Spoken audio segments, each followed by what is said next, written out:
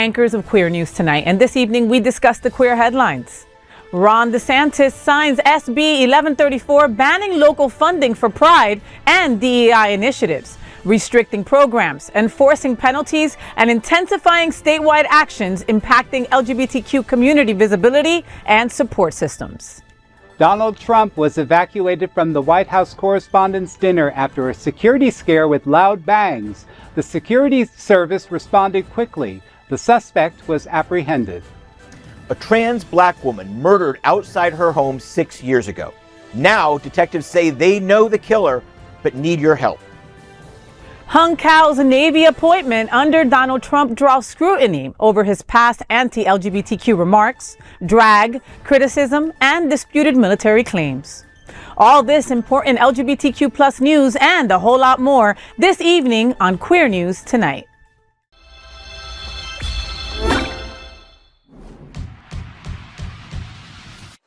Welcome to Queer News Tonight. This is the world's first and only LGBTQ daily news television show broadcasting live and available on demand on your favorite streaming channels.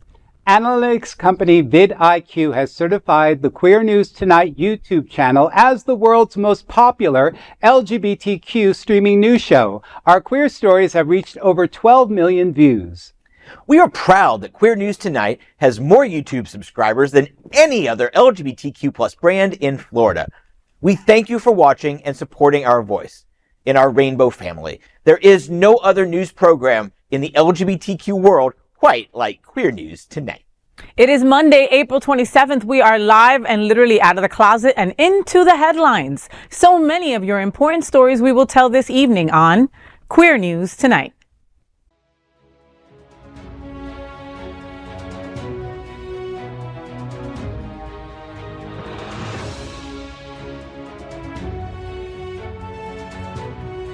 You're watching Queer News Tonight, the world's first daily LGBTQ evening news show. Welcome to the world's most important LGBTQ evening news show. Hotspots Magazine Happening Out Television Network is a nonprofit 501c3 media company in the same model as PBS and NPR, but created for the LGBTQ plus community. Our nonprofit mission is to support the 11 pillars of our community. We want to inform and educate the key issues of lesbian, trans, Latino, Black, healthcare, seniors, students, faith, social justice, business, and queer culture. Help us support our diverse community. We are part of one of the largest LGBTQ nonprofit media companies in America, Hotspots Magazine and Happening Out Television Network. This year, our magazine is celebrating 41 years of the LGBTQ plus experience, and Queer News Tonight is celebrating our 5th anniversary with more than 14,000 LGBTQ plus stories told. We present South Florida's major LGBTQ plus events, including Pride Fort Lauderdale, Stonewall Pride, and Pride Fete. Our magazine, events, television, news, talk, and entertainment shows support our mission to educate the LGBTQ plus and broader communities. In 2026, more than 100 community leaders will sit at this very table and share their voice as our anchors. Together, we host this show to support the LGBTQ plus community.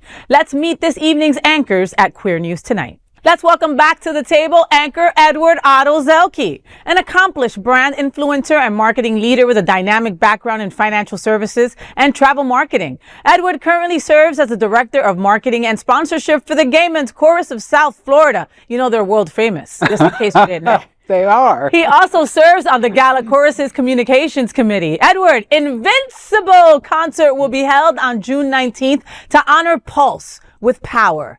Tell us what's happening out. Thanks, Faye. The Gay Men's Chorus of South Florida presents Invincible on Friday, June 19th at 8 p.m. at the Aureen Theater, Broward Center for the Performing Arts in Fort Lauderdale.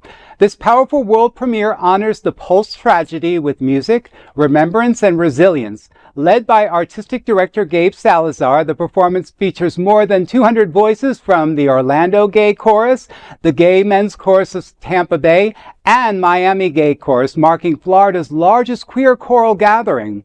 The Symphony of the Americas provide orchestra support along international classical soloists Elise Albion and Enrico Lagasca. The second half of Invincible culminates in a celebration of strength and joy, featuring anthems such as Roar, Stand Up, and the concert's title song, Invincible, made famous by Kelly Clarkson. Tickets and more information available at gmcsf.org. I want to talk a little bit about the commission piece that's being written. It's being written by an LA composer, Sonder Choi. He came last month and visited with the chorus and, at their first rehearsal for Invincible. So they got to meet him and got to hear a little bit about the music. The piece is called Amor Eterno, a Requiem for Pulse. Aww. It's a 7-movement piece, and it's going to take you on a really beautiful journey, and it's going to honor the 49 lives that were taken at Pulse about 10 years ago. So this was very important for Gabe to do. He got his inspiration about 2 years ago when we were at Gala Choruses Festival in Minneapolis, and he saw all the choruses coming together, and he thought, this is such a wonderful, unique thing. We should do this in Florida. So last year we did the Rainbow Connection, and that allowed us to have Orlando and Tampa Bay with us too. So this is just an expansion upon that, but we're bringing awareness, obviously, to, the tragedy of 10 years ago of Pulse, but also the resilience of the LGBTQ community. Wow. And I mean, any pressure? I mean, wow, it's you really have to, you're talking about a tragedy that affected anybody who loved an LGBTQ plus person or is an LGBTQ plus person, 49 folks were lost that day. It was a Latin night, right? Yes. We live in South Florida where we're surrounded by so many Latinos and we have Latin nights all over. How does that wash over you? I mean, I think powerful. It speaks to so many of us. Like you said, it's about community. And, I think people here in Florida knew people back then that were perished. And so, I think this is just something that I think the community needs. I don't think there was enough awareness, as the years went by about the 49 lives. And I don't think that the survivors and their families felt that there was a lot of justice in terms of honoring them. And I think this is our way of just bringing that to the forefront for them. Yeah, exactly. And I can see the families looking at this as a bright light. I mean, they had to deal with so much with the memorial, right? And the building and everything that happened with that. So, I mean, this is beautiful. Thank you for taking the time to do this. I know that you know how important this is. And it's more important now than ever, that we're really talking about this and, bringing this to light. We see this happening a lot, these mass shootings. And so this is just our artistic way of, bringing some, sense around it. Well, we look forward to seeing you at the Invincible event. Let's welcome back to the table, John Hayden. A journalist for 31 years, he now focuses on hyper-local reporting covering LGBTQ plus issues, Wilton Manors, Lauderdale by the Sea, Fort Lauderdale, and Oakland Park. You can see all his reports at Greater Wilton Manors on YouTube and Facebook, as well as in the New Pelican, Outclick, Out South Florida, and once again here at the table where he belongs at Queer News Tonight. Welcome to the show, John. Thank you so much, Faye. We had a great weekend. We did. There was, like you said, I'm all over the place, but there was one place I spent Saturday afternoon, and that was with you at Pub on the Drive for the Pet Project for Pets. Oh. Toss for Paws. Toss for Paws. Yes. And there's a little video of it. Just a bunch of tossers out there on the drive for a day. Faye, you were just great. You take an event that's fun, but it's just guys doing this for a couple hours, and you just made it so much fun and for such a great cause too. Oh, well, John, thank you so much for coming out and supporting. Sue Martino is an incredible executive director over at the Pet Project. There is no one like her. I wish I could clone her because she's just superb. I don't know how she gets me to hostess every year, but she gets me to hostess every year, and I'm there willing and happy to do whatever I can to help some pets in need. Yeah, and I think it was the John Knox team. Raised their team leader, just the leader, raised $2,500. Yes. Of course, everybody else came out, was raising money too. There was great burgers, great wieners. Thank you, the pub, baked for beans. I mean, it was kind of a picnic. It was like a community picnic, with all of that, and I just had so much fun, and it's one of my favorite events of the spring. Oh, the most coveted championship, by the way. that Wilton Manors in the spring has to offer. Listen, those Venezuelans, they don't play, okay? They're the ones who won, and they do not play. Last year, they lost by a point, and they came back with a vengeance. I mean, you would have thought they were throwing beanbags at home in their spare time, because I was like, what? Amazing. Yeah. Thank you. You're welcome. Thank you for being there with me. I really appreciate that. And of course, let's welcome tonight's lead anchor, FayWhat. She is legendary events host, television and radio personality, and the host of Hotspots Happening Out's The FayWhat Show. Faye, Unbound by Miss Bouvee lights up Wilton Manors on May 7th. Tell me what's happening out. Yes, I can't wait for this. So Unbound, a live experience where music breaks chains. An intimate, high-impact violin show of power, passion, and unapologetic artistry performed by the one and only, the tatted violinist, Marcos Acox. Okay, that's all happening May 7th, 6:30 p.m. at Hunter's Wilton Manors. Okay, Unbound isn't just a performance. It's an immersive cinematic experience designed to be felt as much as it is to be seen. Built at the intersection of music, movement, and visual storytelling, the night unfolds with intention, pulling you into a world that reveals itself piece by intricate piece, okay? What we can promise is this: every moment has been crafted to shift something in you. The energy, the pacing, the environment, it's all designed to take you somewhere unexpected and leave you there just long enough to feel it, like to really feel it. So it's all going down Hunter's Nightclub, May 7th, 6:30 p.m., produced by the one and only, coming off her Hairspray debut, produced by Miss Bouvee. So there's a VIP experience as well. Unbound tickets available at Eventbrite right now. You know, we have so many talented people in our community. We've talked about this often, both of us. We have, and you know, Marcos Acox is one of those gentlemen. He is gorgeous to look at, right? He is a gorgeous boy. He's completely tatted, right? But he's so not but. And he's so talented. And he takes you on a ride. And from contemporary to classical to the song that you're singing in the car, like, he plays them all. So I can only imagine what this experience is going to look like, because he's been putting it together for a while now. And under Miss Bouvee's production, this is going to be intense, wonderful, community driven, and I can't wait for it. Yeah. We've got so many string players that are, because I mean, we've got the, the electric string. Oh my gosh, I can't remember. The Synergy Twins. Yes. Thank you. Use your words, John. But we've got them. There was an amazing violinist at another performance that I saw recently at Matthew Darren's,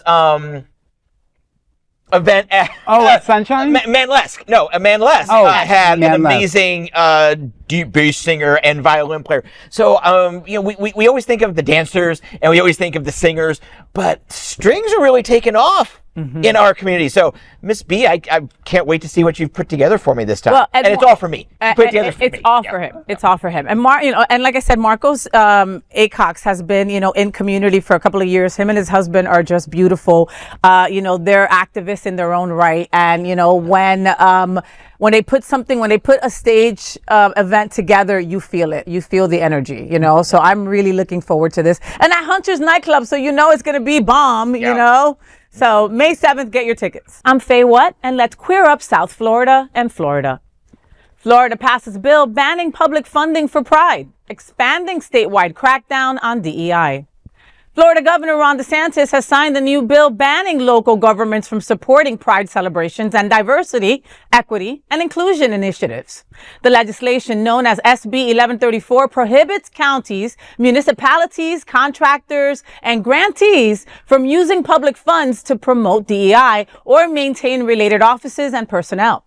The legislation prohibits local governments from establishing or maintaining DEI officers, or programs.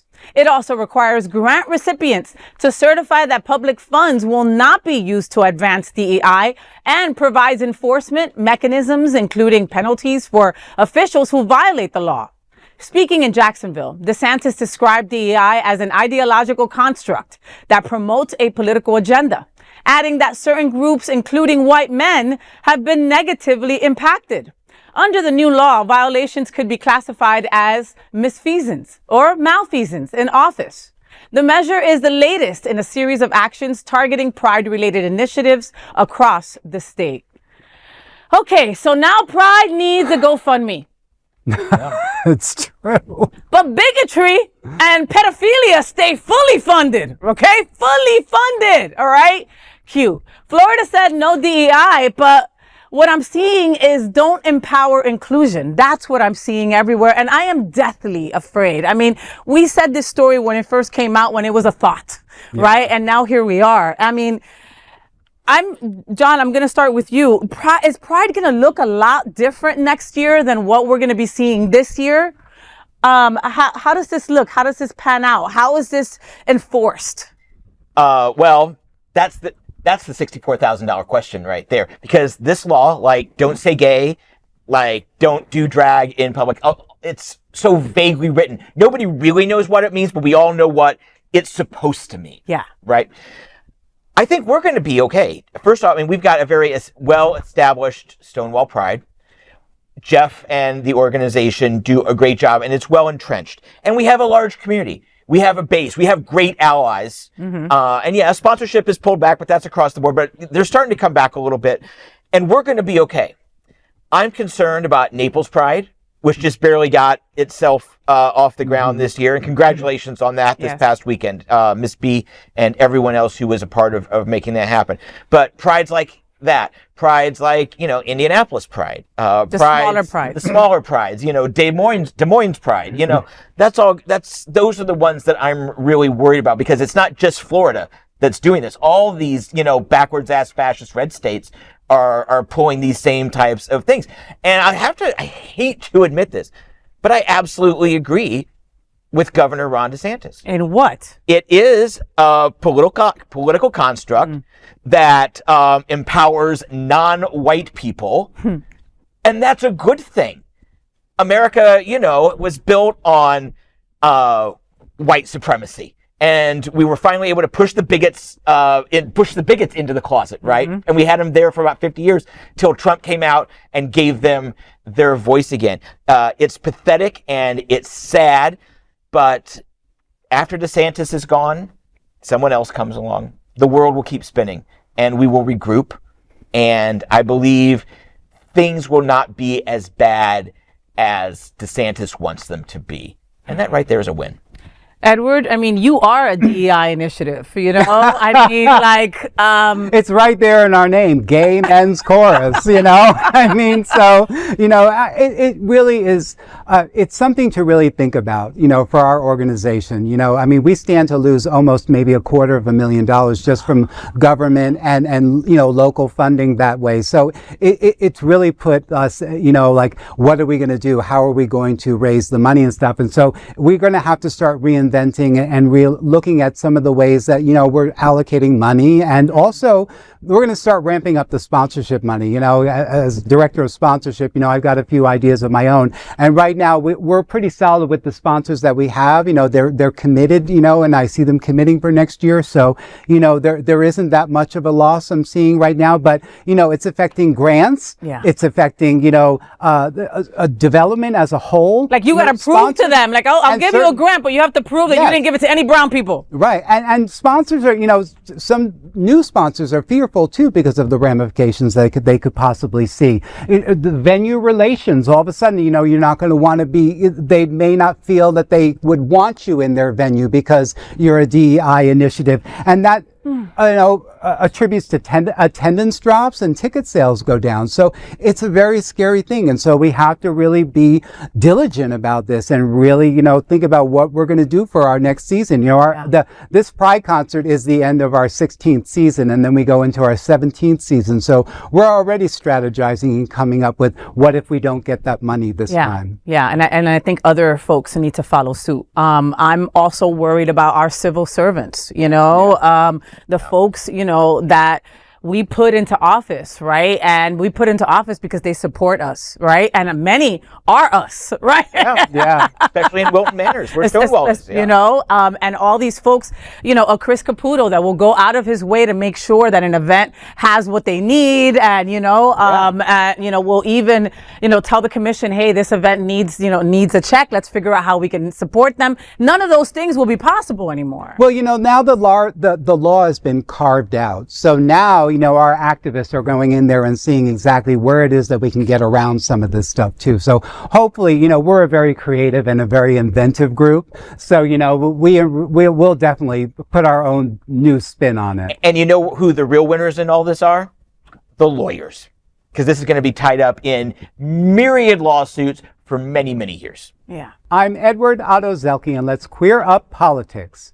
Trump pulled from Correspondents' dinner amid reports of gunfire, suspect in custody. Donald Trump and First Lady Melania Trump were abruptly evacuated Saturday night from the White House Correspondents' dinner at the Washington Hilton following a security alert that triggered a rapid Secret Service response. This marked his first appearance at the dinner as president after years of boycotts. Soon, Trump posted on Truth Social, quote, "Quite an evening in D.C. Secret Service and law enforcement did a fantastic job. They acted quickly and bravely. The shooter has been apprehended," end quote. Minutes later, he confirmed that all officials, including the vice president and cabinet members, were safe. The dinner is expected to be rescheduled within 30 days. Well, this is a terrible situation to have any type of violence in any type of arena. So that goes without saying. Yeah. You know, the pattern, you know, I think people are feeling not less shocked about it's happened, but more that why it keeps happening. Yeah. You know, we've been seeing this more and more, and that speaks to, you know, the gun violence in itself. But, you know, what really I'm concerned about is that, you know, we have someone that walks into an event with a shotgun, a handgun, and a knife, and how do they get past security? Well, he was staying at the hotel, okay, and this particular ballroom had underground ways to get in, and when you are a guest, you're allowed to get in through different ways that someone else would not. Now, does that take away from the amount of scrutiny that security team is still getting for it? I mean, it needed to be a different caliber of security, and it wasn't.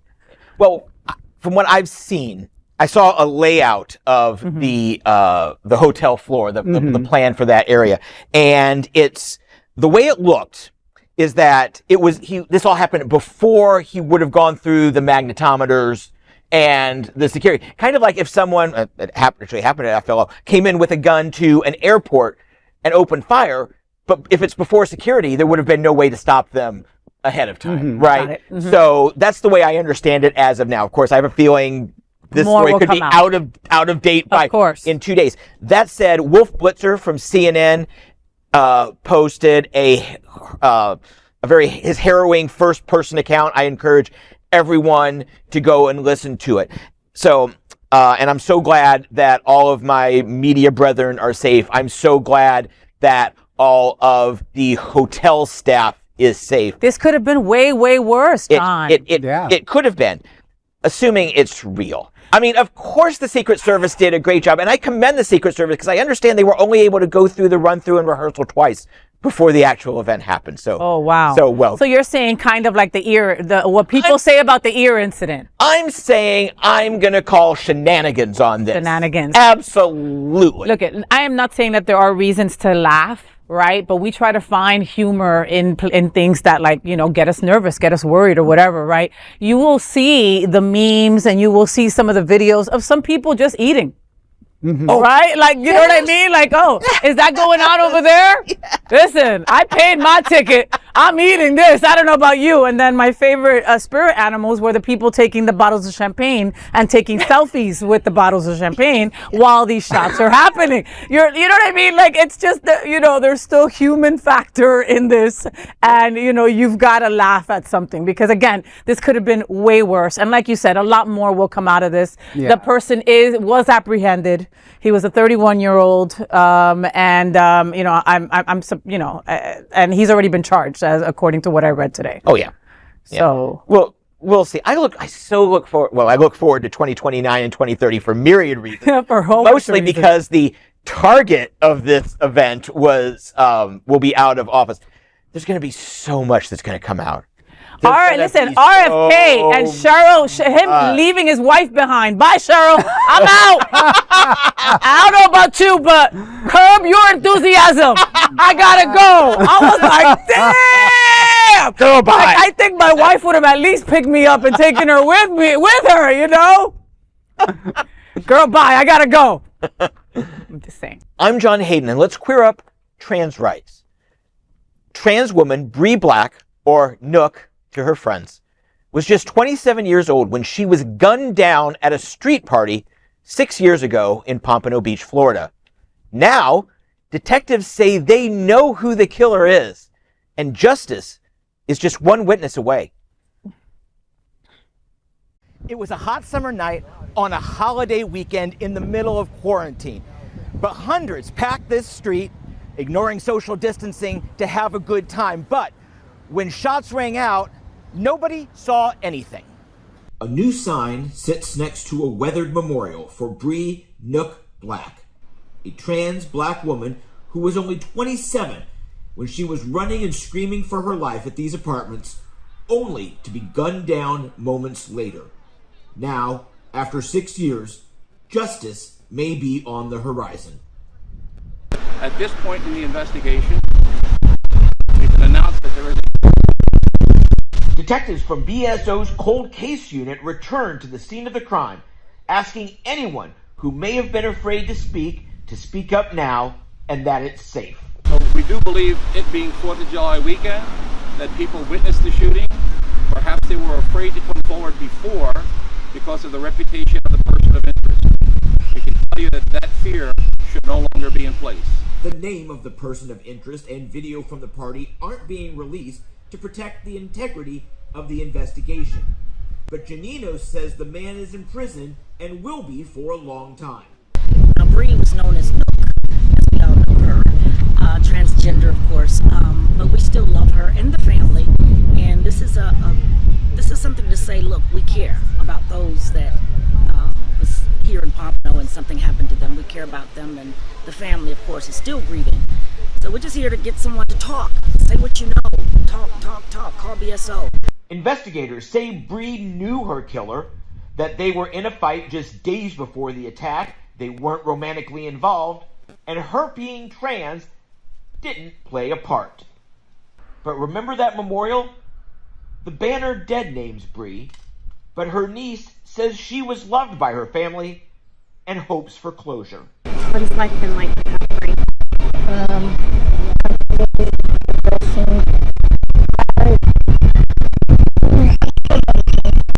So here we are 6 years later. Maybe people remember something. Maybe people feel safer about saying something. Broward County is always looking for more tips to help close this cold case. If you have any information, please call Crime Stoppers in Broward County at 954-493-TIPS. In Pompano Beach, I'm John Hayden.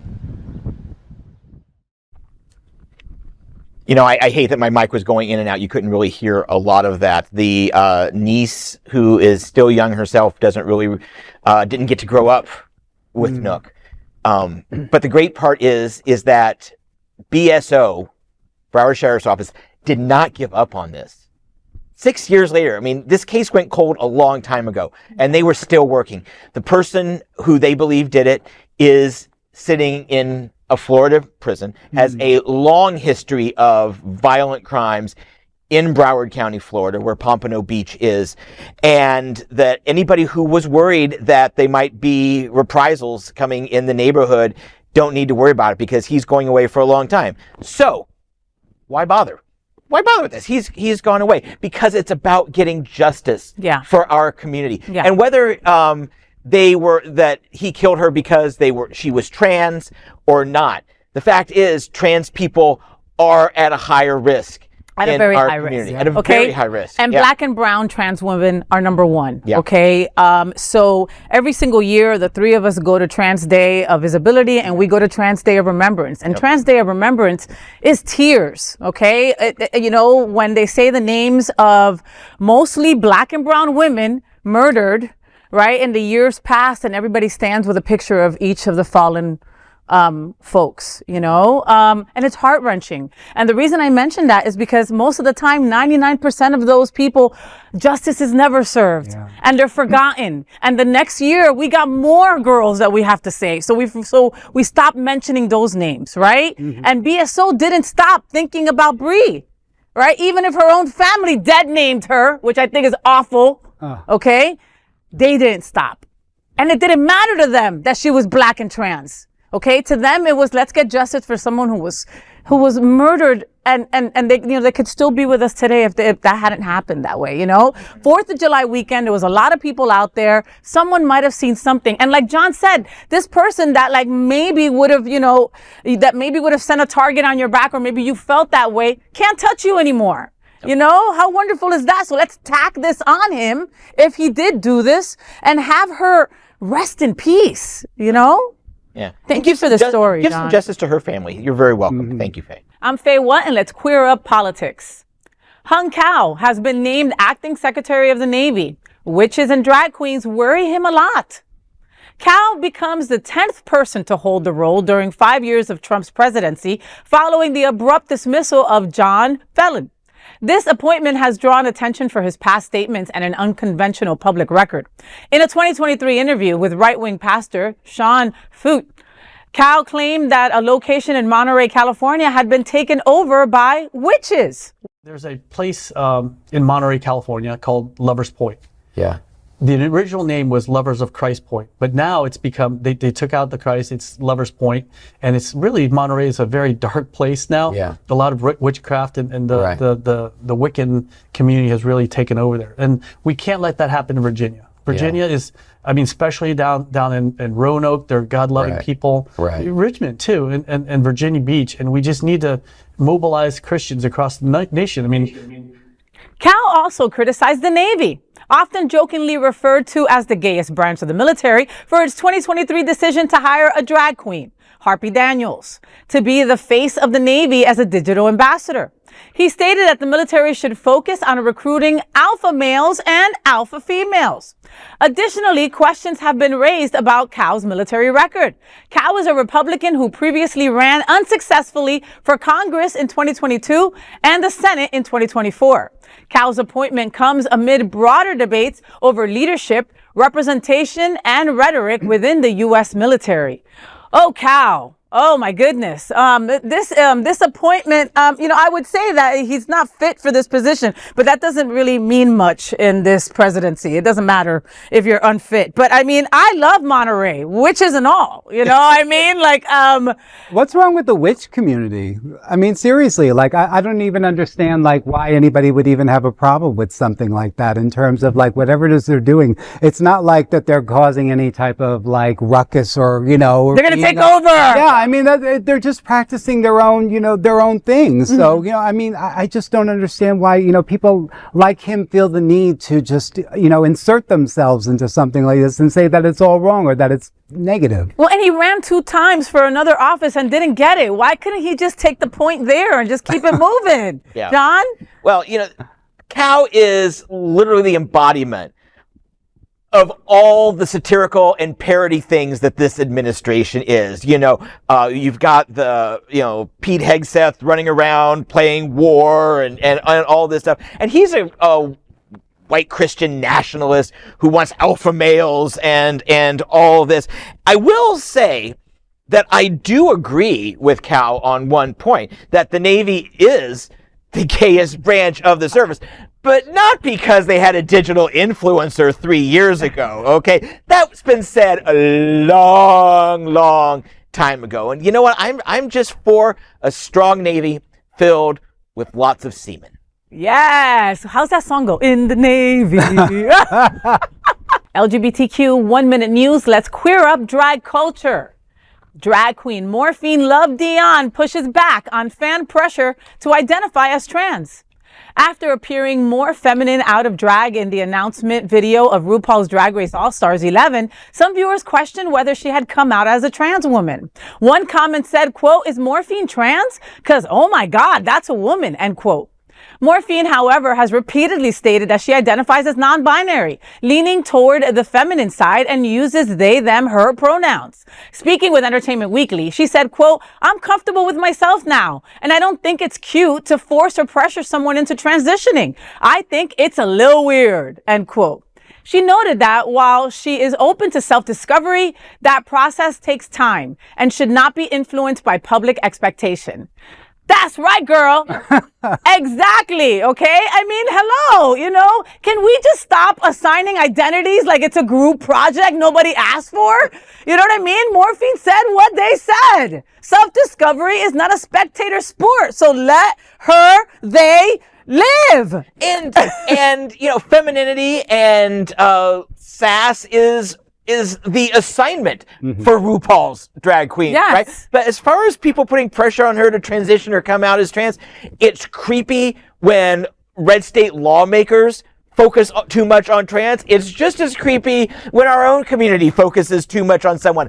Let them be them. 100%. 100%. And Morphine is part of the Dion dynasty. Yeah. All right? Yeah. All those bitches are gorgeous as women and hot as men. They just are, okay? But, we keep on having to put everybody in a box. Why can't they be gay men that do drag? You know what I mean? You know what I mean? Like, let her have her journey, whatever that looks like. Morphine, you keep doing you, boo. All right. That BBL is kicking. The face is flawless. The hair, everything. Your dance moves, get it. All Stars ain't ready for you. Right? No, I mean, absolutely. She comes from a very, very talented dynasty, the Dions, and she's such a great representation of Florida, another Miami queen. It's so wonderful seeing them, on Drag Race. I wish her the very best of luck, but who cares what people really are saying about her on the internet? They're just uneducated, I think, for the most part. Stay away from the comments. Don't read them. It's not worth it. There it is. LGBTQ 1 Minute News. Let's queer up gay culture. Viral gay as a compliment claim ignites debate on stereotypes in looksmaxxing culture. A looksmaxxing influencer, Dylan Latham, has gone viral after saying that being called gay is a compliment as it implies above average grooming and attractiveness. In a widely shared clip, Latham said, quote, "The gay dating market is a lot more competitive. So the average person, when they say you look gay, means that they're saying that you look better than average," end quote. The remarks have started a discussion about what people mean when they associate looking gay with being well-groomed or physically fit, and how the idea as a result of long-running stereotypes about gay men and appearance. This speaks to me a little bit too, because I remember being called gay growing up, and it was such a trigger, and in terms of like, please don't associate me with that. And so it's good that we're reclaiming this and that we're putting a new spin on that, just like we did with many other words that we've identified with. So, good for them. Right. Well, I mean, we were all around in the 90s. Remember, like that was when, even the white kids were like, that's so gay. And it was a diss. Yeah. You know what I mean? It was putting something down like that's gay. In that same breath, we also invented metrosexuals and being fabulously gay. You know what I mean? Yeah. So, I mean, this is a long time coming, and it should have been a long time, ago that this would have been a compliment instead of a diss. Yeah. You say it's a long time coming. I'm not quite sure it's here yet. Yeah, it's not. I don't think this guy really gets it. To that end, sometimes it's stereotypes for a reason, but, what was our first one of our first big shows? Queer Eye, right? I mean, we're Queer News tonight. Queer News tonight. But I'm here to tell you, not every gay puts that much time into their appearance. I present myself as Exhibit A. He had that shirt in the car. Well, that's why we're called...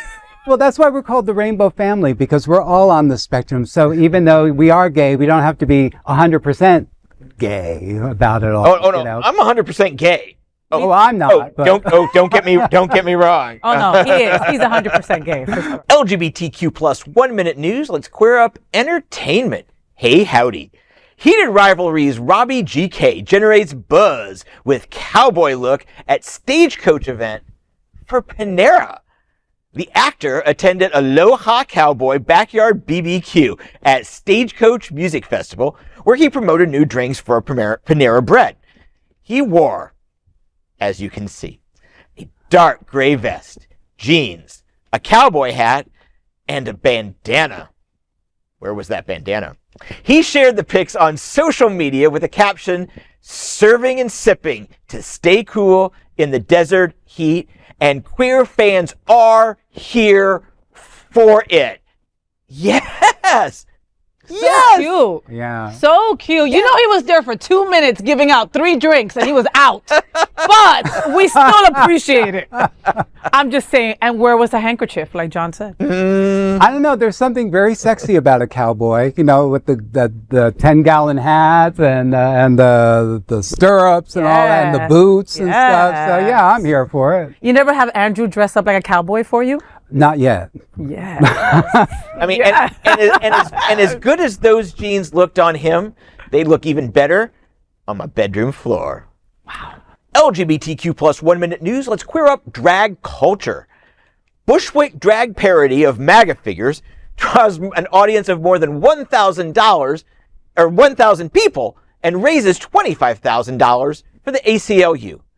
More than 1,000 people gathered at $3 Bill in Brooklyn last Thursday for a right-wing parody drag show titled "I Want You" for Turning Point US Gay, NYC. The night featured a satirical performance by drag artist Lauren Banal, who reprised a viral impression of Erica Kirk, widow of slain influencer Charlie Kirk. The event blended political satire with nightlife entertainment as go-go dancers in U.S. flag outfits performed, and 10 drag artists portrayed prominent MAGA figures, including Kristi Noem and Rudy Giuliani. Organizers say the show did raise more than $25,000 for the ACLU. And you know what? That's fine. You can parody Kristi Noem if you want. I want to see a parody of Kristi Noem's husband. You know what I'm talking about. Yeah. You know. So is that who you would dress up as if we had something like this down here? As Kristi Noem's husband? Yeah. 100%. I'd have to wear a back brace, but yes, absolutely. Yes, I love Halloween 2026. That's when you'll be on the street. With that's me. That's me. I was happy to see a few, you know, RuPaul Drag Race queens in there. Britta Filter is playing Nicki Minaj. Oh, I live. And Plasma is doing Pam Bondi. Oh, I love Pam Bondage. Yes. She needs to be Pam Bondage. But this is so great. Do you remember, like, on Instagram, maybe a few years ago, where they took some of the political figures and they made them drag queens and it was kind of spread all over? Well, that's what our community does. You know, we take, like, the sourness of what we're dealing with and we make it into art. Yep. So it's so great that we've got drag queens impersonating, you know, political figures in the now times. I'll dress like Melania. Oh, I don't know if I could ever look at you the same way again. I don't think I could pull it off. I'm too pretty. You are too pretty. These are today's headlines from Queer News Tonight. Our anchors represent the best of our LGBTQ plus family. If our community is important to you, share this news with your friends and family. Don't forget to join the conversation on your favorite streaming platform. Queer News Tonight is the only live LGBTQ digital television show in the world that is out of the closet and into the headlines. We need your support. If our community is to grow and then thrive, we must tell our stories and bring them to the attention of the broader world. Well, this is the only place in the world that tells these types of LGBTQ plus stories. That is the passion of Hotspots Magazine, Happening Out Television Network, and of course, Queer News Tonight. I'm your lead anchor, FayWhat, and I thank you for joining us on behalf of my fellow LGBTQ anchors here at Queer News Tonight, including Edward Otto Zielke and John Hayden. We'll see you daily at 8 p.m. To our LGBTQ plus world, we wish you a good night. Peace.